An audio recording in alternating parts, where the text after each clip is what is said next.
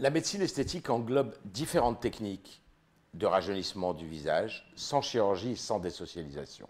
Je pense qu'il faut être chirurgien esthétique pour pratiquer correctement la médecine esthétique. En effet, il faut savoir passer la main à la chirurgie quand la médecine ne suffit plus.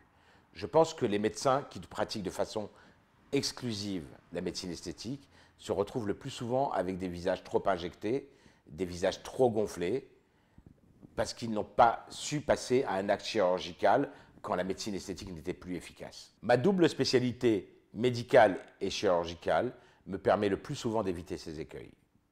J'utilise le Botox ou toxine botulique depuis plus de 25 ans.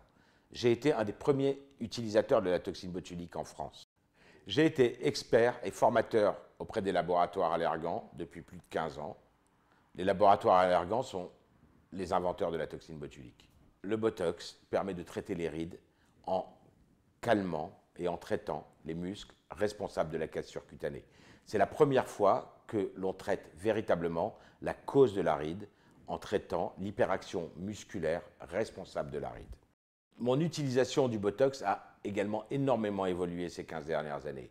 En effet, on ne cherche plus du tout à figer les muscles ou à paralyser un front pour effacer toutes les rides et à donner un visage figé, mais on cherche plus à calmer les muscles en les laissant bouger, à lifter un regard en injectant dans des points très précis qui permettent d'ouvrir le regard sans figer et sans que les injections de Botox se voient.